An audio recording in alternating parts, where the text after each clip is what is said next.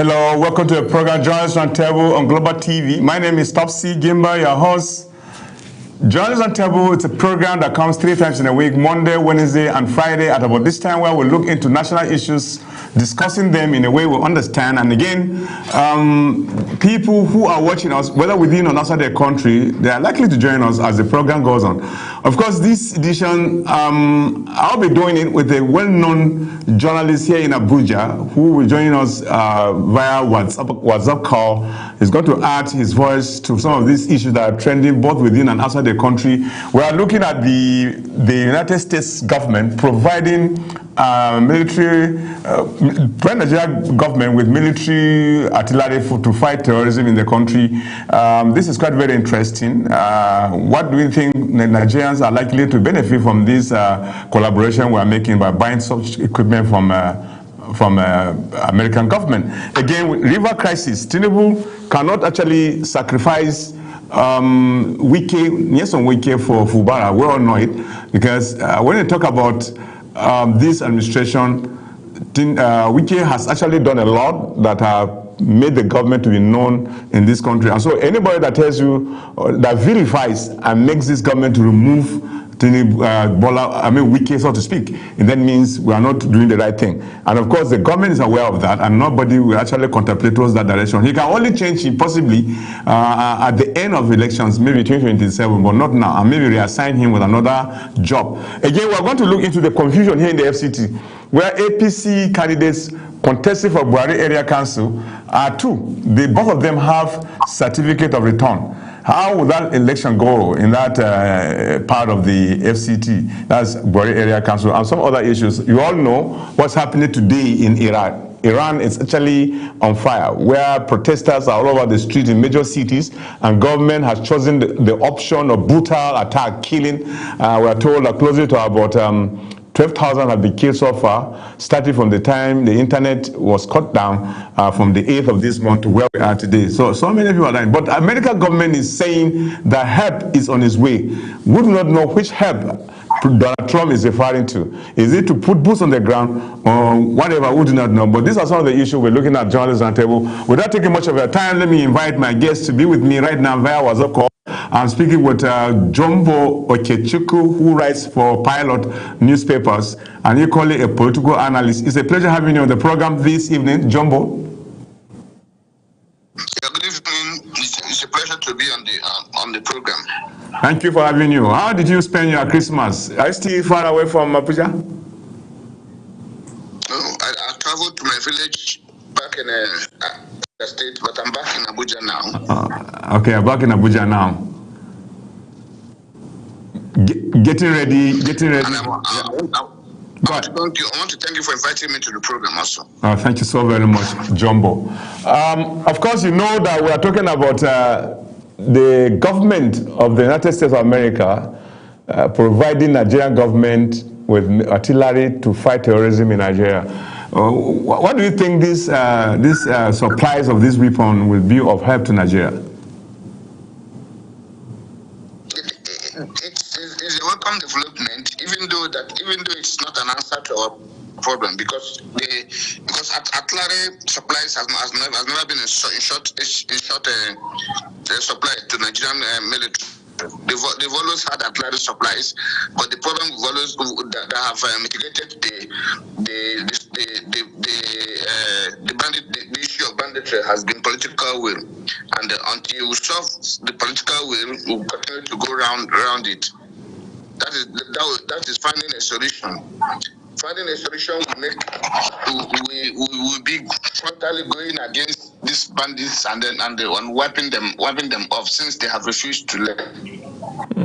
But even with that artillery that the Americans have given us, that means, for one thing, they are now in full support.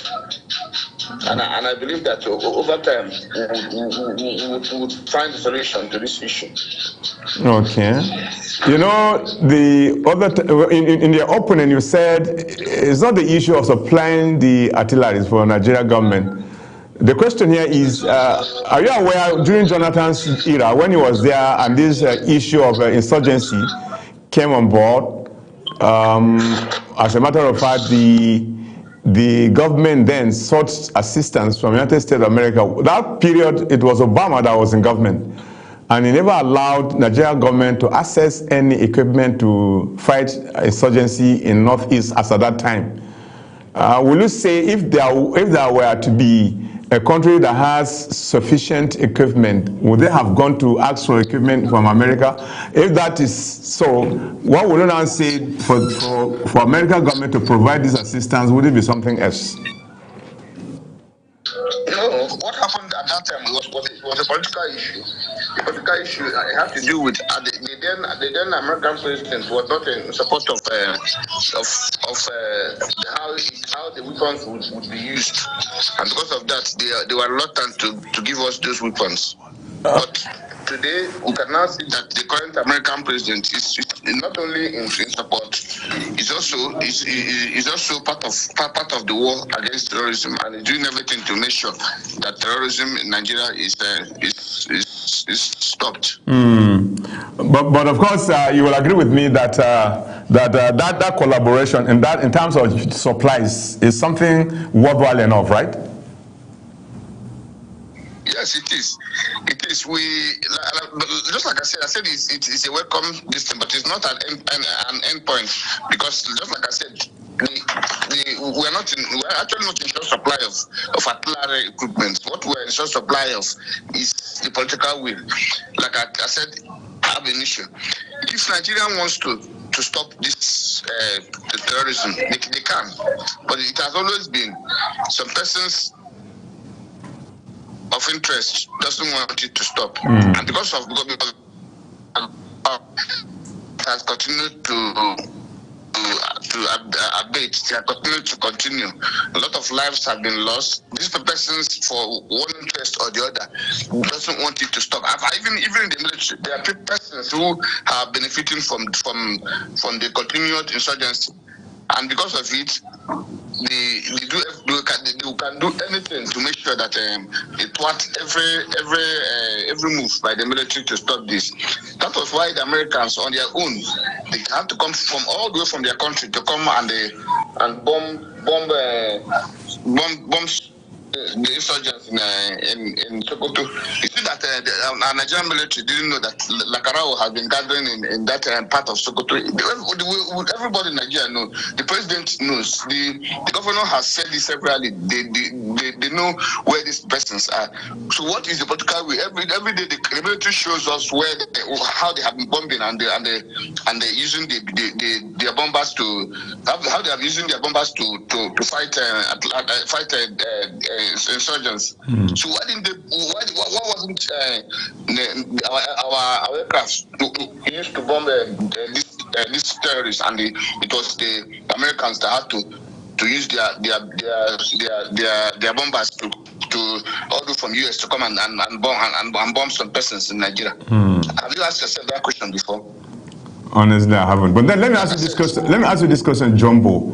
Imagine this insurgency or terrorism didn't start in this present administration. I think as far back as 2009, we began to see this terrorism coming up in Nigeria gradually. It started in the Northeast, and at that point in time, we had central government. And if you talk about lack of political will, would you have imagined that lack of political will will span from that time all the way to present administration, if not because we don't have enough equipment to deal with? You know, there were these instances in Nigeria, when you listen to radio or you watch the television or you read in the newspapers, they will not tell you that the insurgents, that's the terrorists now, as they are called, we are using superior weapons far above Nigeria's army.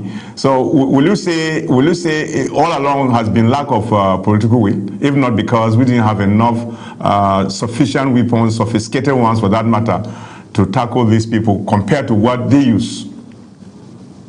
It is not true that they have sophisticated weapons. It is not also true that they have better equipment than the Nigerian army. It is not true. And anybody telling you that is not to mislead you.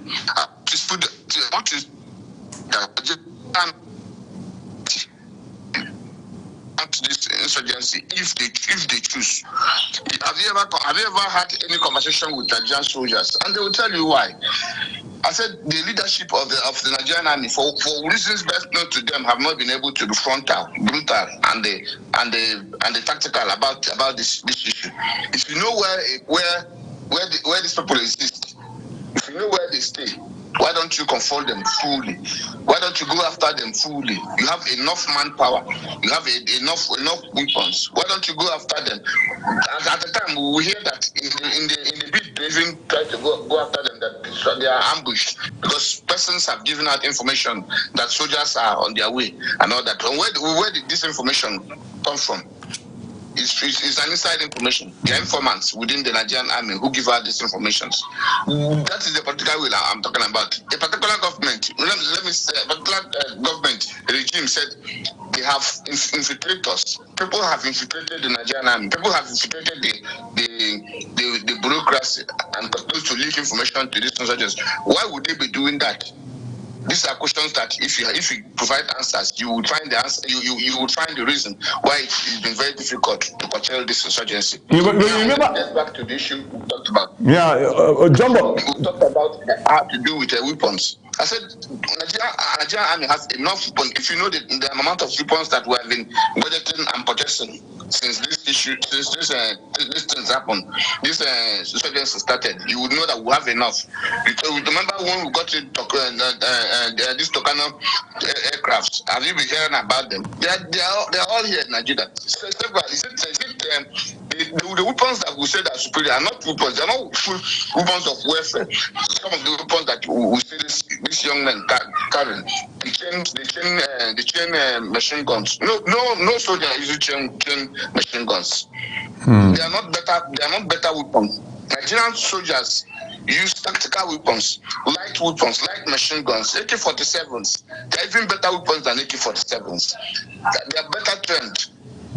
And all they need is the support, the leadership, and these things would have happened and ended. We remember a particular head of state who said, if an insurgency lasts more than 48 hours, know that government is part of that insurgency. You've heard about it? Yeah, I've heard about that one. That was General Abacha. In every locality in Nigeria, they know where the insurgents are.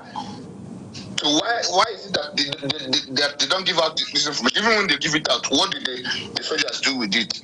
Or even the police? Okay. You remember one particular time when then General Burata, the former Chief of Army Staff, was in power, and he was called by the Senate Committee on Defense, I think, or either Army, to come and brief the level of the fight against insurgency when he was then the chief of army staff. That's Kwas. That's I'm talking about Buratai, Yusuf Buratai. In one of his responses, he categorically said that the war, as at that time, we have even fought more than 5 to 7 years. When he now came and appeared before the committee and told them that the war will last for closely 20 years. And I was like imagining what yardstick did he use to arrive at that? And since that time he said it, we've been battling with that. Was it that he carried out a survey and realized to a very large extent that no matter what Nigeria as a government would do, might not likely overcome the insurgency or terrorism we are seeing today in Nigeria, for him to categorically say 20 years down the line. If experts or if hierarchy military officers are saying this, can that be said to be true? And of course, it appears to be true because we are still struggling to contain the problem. The issue that Nigeria is going, what Nigeria is going through is not a conventional warfare. Conventional warfare cannot end abruptly, because they are scattered all over the whole country. We have these insurgents planted in. You know what I mean by different cells. They are existing in different cells, and these cells are working at the time as the time they are needed by those who organize them. They have spread across the country to the extent that apart from even being in the north, they are in a lot of places in the north, resting and waiting to be called upon to continue with what they are doing. I'm sure that was the reason why Protai said that it will last more than 20 years. It will definitely last, because if it's a full-fledged war, the Nigerian military would have overrun them in 1 or 2 days. But fighting in the northwest, they're fighting in the northeast. Now they're even being seen in north central, even in southwest. We are hearing a lot of skirmishes here and there coming up. Because of it, it's difficult to say this is the exact time that we will end this. But be that as it may, like I said, if those in the leadership of the military want it to end, all they need to do is intelligence. That's why they've been hampering on intelligence gathering amongst the Nigerian military, the security agents, not just the army, the DSS, the police, the civil defense. Everybody must be, even the citizen, the ordinary citizen, who goes to the farm. The farmers know if they are camped anywhere near your farm. You will know, because you pass that place every day to go to that farm. So this is the type of thing. It is not a very difficult thing. If like I said, there is political will to end this. Billions of money is being pumped into the military to arm the military, and a lot of people are benefiting from these billions, running to trillions now. So you think those people would want this sort of funding to end? No, they wouldn't want it to end. Okay. The cost of bullets, the cost of guns, the cost of bombs, the cost of every weapon that they are getting. Okay. They will get money by the side. Yeah. Okay, Joe, in your own assessment as a journalist and equally a political analyst in Nigeria, are we seeing some kind of headway through in recent time concerning fighting the terrorism in Nigeria from the side of government? Yes, there's a little bit of shift. That is why when the Americans came in, haven't you noticed that there is a little change in what is happening? Especially with the coming of the new Minister of Defense, who seems to be hell-bent and making a headway. I'm seeing the end of this in a very short period if he continues the way he has started. Because as it stands today, a lot of soldiers are being recruited, a lot of men are being recruited, not only in the army, in the police, the civil defense, and all that, and that means an increase in manpower. With the increase in manpower, and with more weapons, tactical and otherwise, this can come and go, can become a thing of the past. Okay. Not that we will still be having skirmishes here and there. We will still be having skirmishes because there are people that have sworn that it will never end. Okay. But it will be reduced to a minimal level, so much that Nigeria will know a little peace. Now, what advice, in your own opinion, what advice will you give to Nigerians now that we are beginning to get assistance, particularly with the procurement of this equipment from this artillery equipment from United States government? What advice will you give to Nigeria, particularly the army, in the use of this equipment? I would advise them to tactically rely on information and use these weapons very, very well. Not just taking them and keeping them where it will not be used. They should make use of it adequately. They should use it very much. They should go all out. Because, like as me and you were talking now, some persons we're getting news here and there that some of these bandits are threatening some villagers in Katsina and Co. If we're getting news from that, don't you think that I think that it is time they move to that place and abruptly stop this insurgents, whoever they might be, from disturbing those villagers in Katsina. Okay.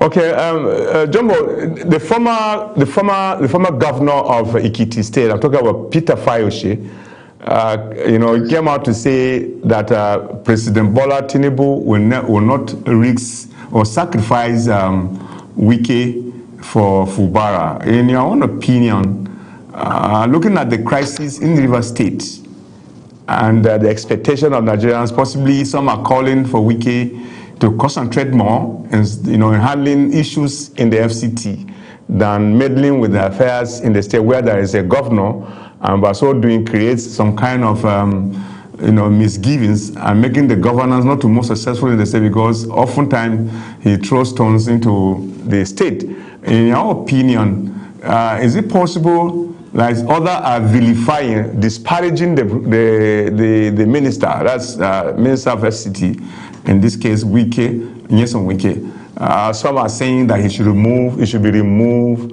and this time elections, we still have a year plus to election. The campaign will start this year, but election might be conducted maybe in February next year or thereabout, or either in March. Can those calls, are these people really sincere by telling the president to sort of do away with Wike as Minister of FCT, or possibly should not be had in the government?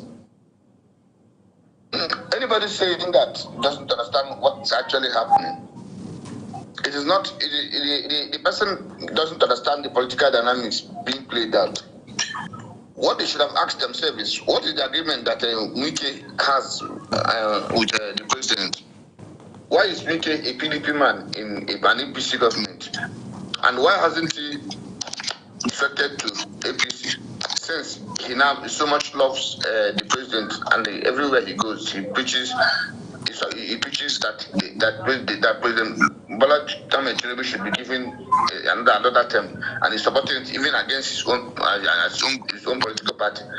That is one thing, because for sure what Wike is doing is what the president wants him to be doing. He has succeeded in stabilizing his party, and now in the state, his protege, Fubara defection, is causing him nightmares, because by doing that, he is something of control of Fubara, because Fubara seems to be like, Fubara has become a man who, for one reason or the other, have learned how to see whether he could escape from the control of Wike, and Wike doesn't want that to happen. So Wike is fighting a political battle to save himself. If Wike loses the control of Fubara, he has lost the sense of being in this. The government might as well do away with him. So he will fight to the last. That's why he keeps saying, whatever Wike goes, he keeps saying, I support Bola Tinubu. Even if those other people support Bola Tinubu, I started to him first. Now food is ready, they want to eat. I don't care whether you are in APC, I don't care whether you are in PDP. He knows exactly what he's saying. And if we are realists, we understand that when Wike stop fighting, that is the day he loses relevance, and he might as well be dumped. But as long as he's fighting like this, creating confusion here and there, creating crisis here and there in that place, he is relevant. And he will continue to remain in the good books of the president. The president will not remove him. He's doing the job which he signed up for. But in the first place, Jumbo, why would the former governor of Rivers State, now the minister of FCT, would be afraid that if Fubara is allowed to operate and to operate successfully, he will lose his political relevance in the state? Is he not like any other governor who handed over power, like any other, to their successors, and they are now living quietly and they are still being relevant? In his own case, what do you think could be the reason as to why he is actually doing what he's doing? That's what I was trying to explain to you, that the day he loses the control of Fubara is no longer relevant. His political cycle would have come to an end. I'm trying to say relevance in which area, just like any other governor who had ever ruled and handed over and stay back without causing confusion like the way he is doing. So if you're talking about relevance, must he still be out of government as being a governor of the state and then be seeking to be relevant in the state? Compare him and any other at all. No, it's not just he wants to be in control of that state. If he cannot control the governor, then he's no longer in control of that state. And if he cannot control that state, then he's not relevant to the president. Do you understand it? This is short and simple. as long as that River State is concerned, he believes he is the Alpha and Omega. He is the number one politician in that state. That's why he keeps saying that he might as well have become a teacher. He might as well have been anything, that he chose to be a politician. So the way what he's doing now is politics, and people should see it as that, a politician in his own game. So the man is doing everything possible to make sure that he is in control of the state, even though that he has handed over. He's still in charge of that state and can still determine what happens. Even when Fubara has gone to APC and have gone to the president and said, whatever I can do for you in that state, I will do same. I will deliver the state to for you in the coming election. Mind you, Wike is doing two jobs. He's doing two jobs for the president that people do not understand. Destabilize the opposition, destabilize PDP, and keep hold of APC and River State. Now he has completed one. He has destabilized PDP. But Rivers is losing control. If he loses control, then what other job will he still be doing in the government of Bola Ahmed Tinubu? What other job? None. So it's not like just any other state. Rivers' politics is different, and he has even said it himself. That is why he doesn't want APC people. He doesn't want any of the two parties to be different. He wants to control both APC and PDP in Rivers. Now, how many are these people in River State that they will add up to the population of those that will vote? That somebody will be fighting all over like that. What is the population? Is Rivers as populated as Kano in the first place? Did you see the number? That you will imagine losing that state would not mean something else to the person contested to become the president. What is the population of River that somebody will be all over the people of the state as if the River holds a population like China? See, if you remember what happened, the kind of numbers they turn out. It may not be the people who voted. There's a lot of foul play that goes on in Rivers election, and the Wiki happens to know. So anybody who is in control of Wiki, number he gave to to APC in the last election, even when everybody was saying that APC lost the election in that state, but he was able to still give that kind of number, and that's the kind of number that the president wants. He wants at least to know that over 1 million will come from that place. I listen to what I'm saying, that over 1 million will come from Rivers alone, and as much as now he's saying you give up to 2. That next time you give up to more than 2.5 million or thereabout. So anybody in control of it, then you are sure that number will help you. Will help you during the election. Do you understand what I'm saying? Yes. And I keep saying it. As this is not about morality. Oh. This is about control. The word is control. Who is in control? And it's not the individuals. It's not the person. It's not the voting thread. If you allow the voters, they will scatter the vote. They will vote individually. Different candidates. It may not have to be APC. It may not have to be PDP. It may not. It might be even the person in one or two party. But they don't allow the numbers to count. They allow their own. They dish out numbers. They give numbers even when persons do not come out to vote. That is what we keep seeing in Nigeria. It's a recurrent thing, and we should understand it. That anybody who is in charge, who is in charge of the powers in that of the power of that state, will get those numbers. Okay. To whoever he these people that are vilifying or disparaging or abusing Wike, of overshooting his bounds as a leader. Those people, like in the case of some political parties, some political leaders within the APC, simply saying that Wike is either carrying a PDP virus into APC. For that reason, they will not allow. And these people are highly placed people within the APC. Are they speaking on their own and they are not interpreting the mind of the president very well, that they coming out to say some of those things that they are saying? One aspect of it is the IPAC, the acronym, that's IPAC, that's an Inter-Party Advisory Council. I don't know whether it's in Rivers State or at the national level, where Alhaji Yusuf Dantele is the chairman, was saying that the Rombo coalition that Wike is actually forming is out of place. It's not known in the constitution, not even known with APC. Therefore, he should sort of jettison it and allow the state to move the way it should be. That there's nothing that's called Rainbow Coalition. All these are ways of attacking the man. You know, so one does not really know. Are they not interpreting the mind of the president? No, like I said before, let me explain it a little bit more. See, what Wike is doing, Wike is like a drowning man. Like I keep saying, the coalition, the Rainbow Coalition thing is a system of politicking that that used to happen before in Nigerian politics, that is reoccurring when the NCPC and the Northern Coalition, when the Northern People's Congress, they form a coalition and then they use it to win elections. That is what he's trying to do. To try to do in Rivers, because for one, his acronyms are those, his supporters are those in both parties. The leadership of these two people are people that he put in these in two parties. So he's holding on to them. Like I said, he cannot leave PDP. If he leaves PDP, he has lost hold of the whole job he has done in stabilizing them. He has ended. That party can still get hold of himself and launch back into a reckoning. And this is not what he wants. So the fight he's fighting in APC in Rivers, a lot of APC people wouldn't like it because they would be losing relevance if an outsider can come and dictate to them how the party would run in that state. That's why those in the national level of the party are fighting back.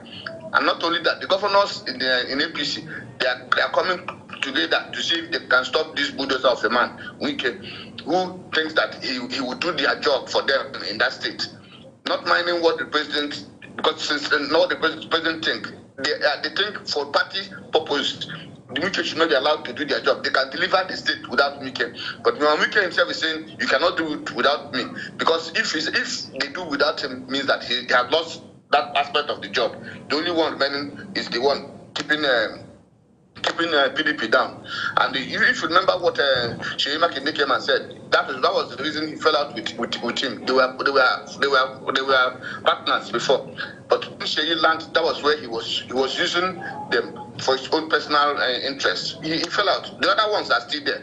One of them have gotten himself an ambassadorial apartment. Others, there are two of them, remaining only two, waiting for their own apartments, the one way or the other, which is using to placate them for the job they are doing with him.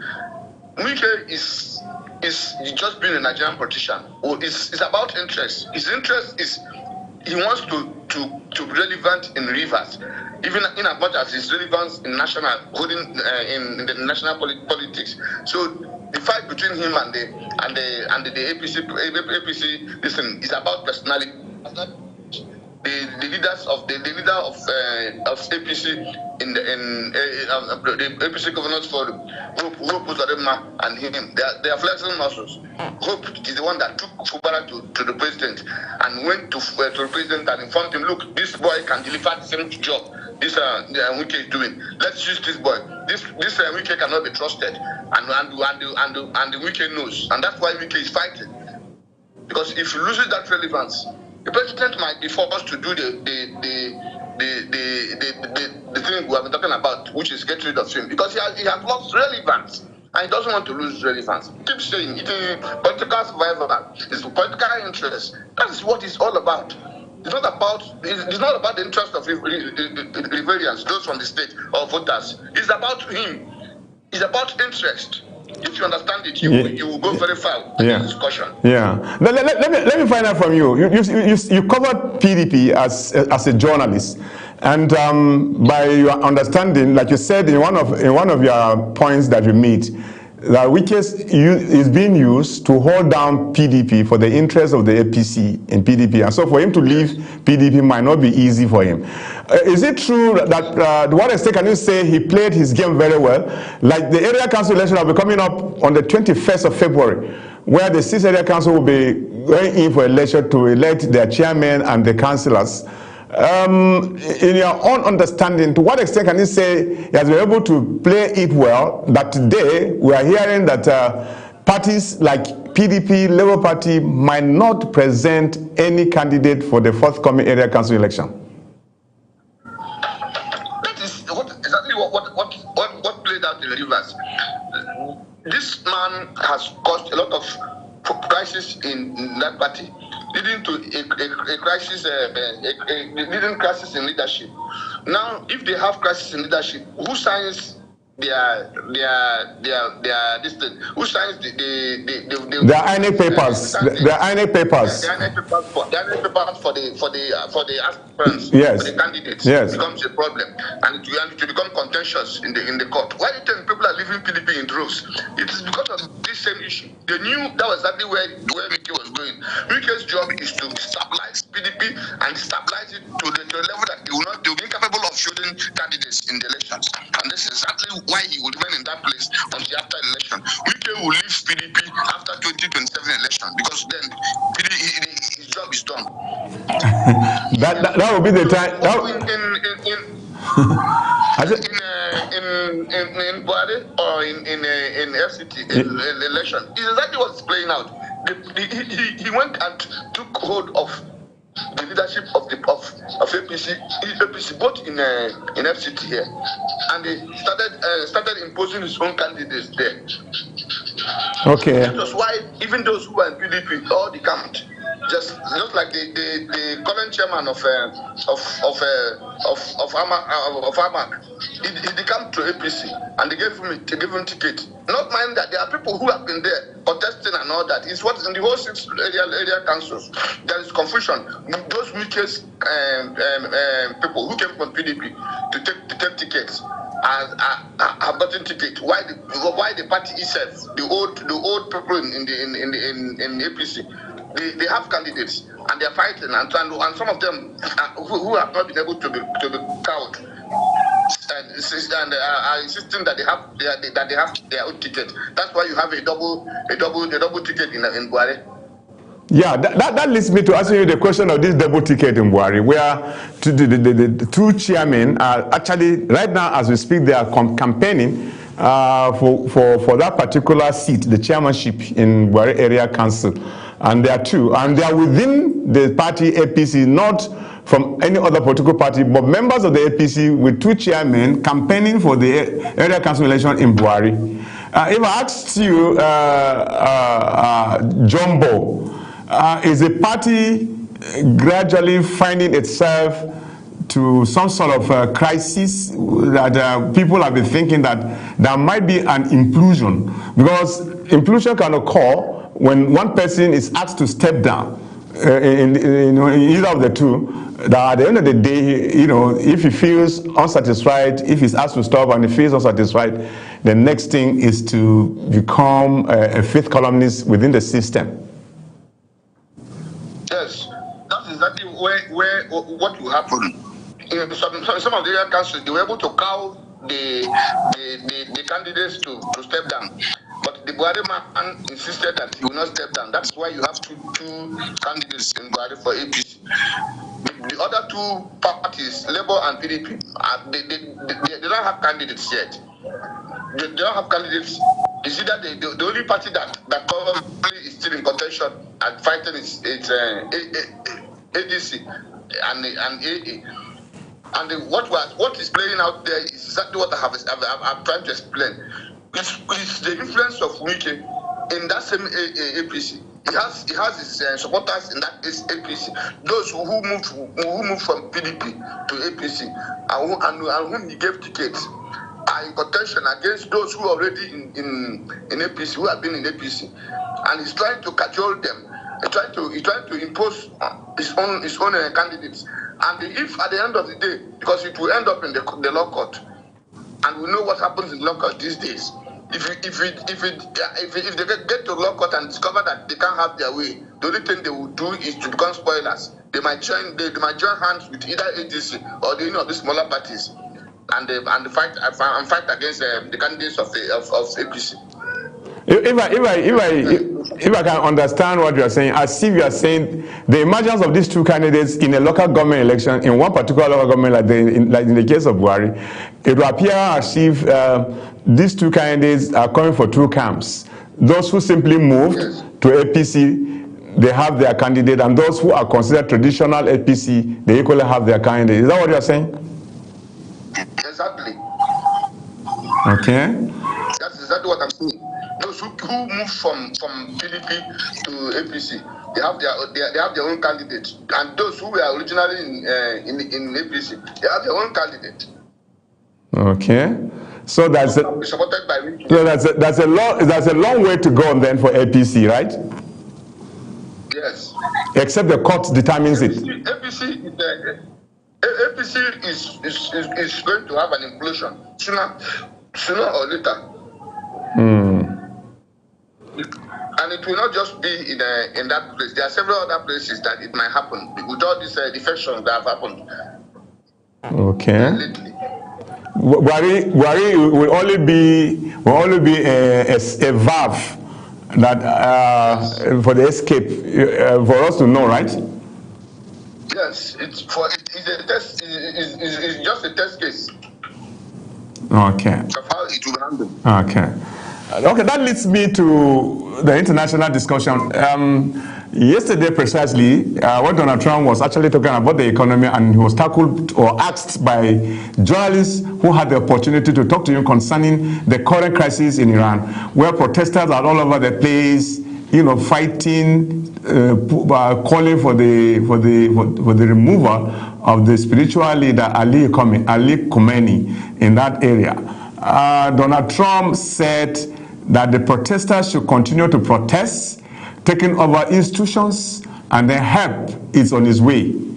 That help on its way is put in an inverted comma, open and close, as if we are expected to see military presence in Iran. No, that is exactly where some persons got to, especially Trump. The regime of the regime in Iran, they're expecting America to come in so that they would not have a reason to rally the people back to their side. Now, if they do not come, yes, casualties are beginning to increase, but that regime is sure to fail. The regime came the same way the regime came about is how it's going. It was an uprising. If you remember how the Shah fell. Yeah, that was in 1979. In 1979, the Shah was removed in the same kind of uprising. Yes, that is what I'm saying. That was how the Shah was removed, and that's exactly where they are.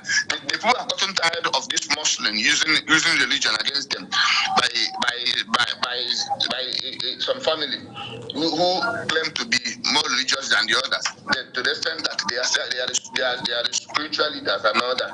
The Iranians have seen through it, and they want to change. But I think Jumbo, I think it's on issue of the economy. The dollar has drastic. I mean, the money they use there is has fallen down below, almost not being used. That even water supply, according to international media organizations, that water costs more than petrol in Iran. And cost of living in that country is completely very high. And the younger generations are looking at taking stock into what is happening as if the spiritual leader is not doing well, accusing the spiritual leader of using the money to sponsor the Hezbollah and many other things around the Middle East. There's no way what is happening around is not expected. What is happening around, because at the time when the Iranian people are using a lot of their oil wealth to fund terrorism across the world, they would living their economy at this peril.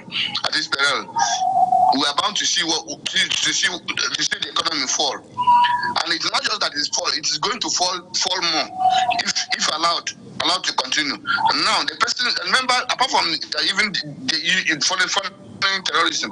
There's also a lot of problems they are having with their neighbors.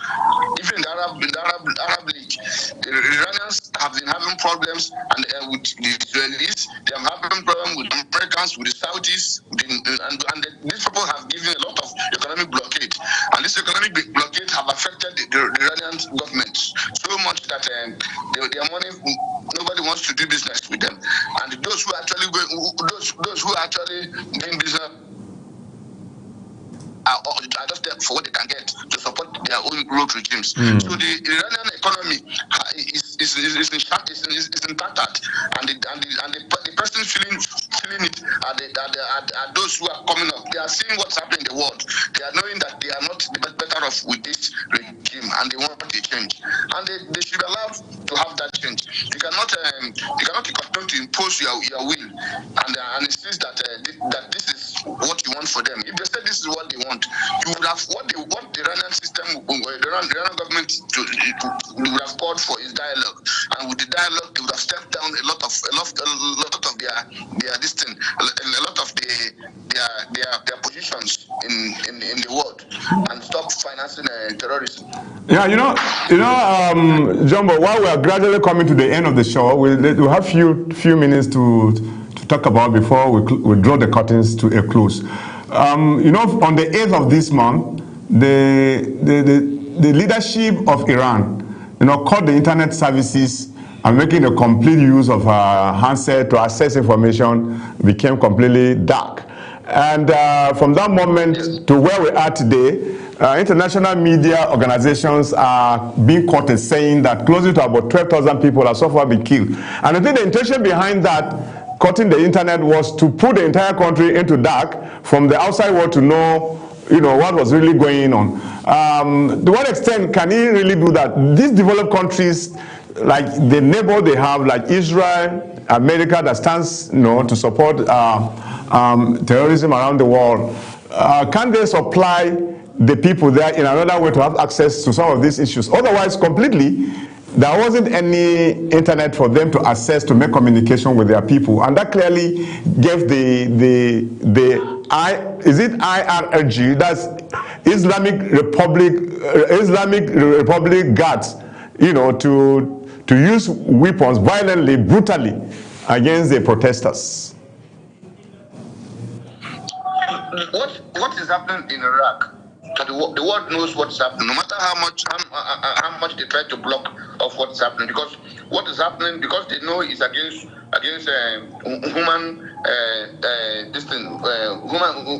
human interest. That is why they are blocking. They are blocking. But be that as it may, it still have a way of slipping out to the world. The world is still seeing. The world is still hearing of how they are clamping down. Several thousands of demonstrators are being killed.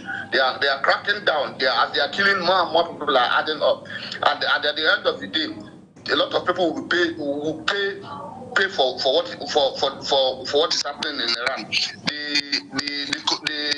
The supreme leader that is supporting this will one day pay for what he's doing to the Iranian people. Those who are being killed, they are human beings, and everything you do in the name of trying to continue to maintain your way of life, maintain this regime, you will one day pay for it. If at the end of the day this regime fails, they will all be punished for what they have for the punishment they have given to the Iranian people. But for their crime is just calling for change in their own country. All of them are all equal owners of that country, and no one person or regime can say that they own the country or have more best interest for that country. And I believe that the way this thing is going, it's just a matter of this. The Iranian regime will fall and a new order will come up. Okay. Thank you so very much. Jumbo Okechukwu, journalist and political analyst. I can understand how long I held you back to talk without having a break. I must really thank you for the effort you put in to provide information to some of these questions, we are looking at on this platform, that's Global TV. I thank you so much for being part of the program this evening. You are always a friend. You oblige whenever I call. I thank you so much, Jumbo Okechukwu. Thank you for having me. I'm glad to be back on the program. I appreciate it. Yeah. Well, that's how far we can go on the program. John is on table. I had with me in the studio via call, so to speak, a respected friend who is a journalist. He writes for the Pilots.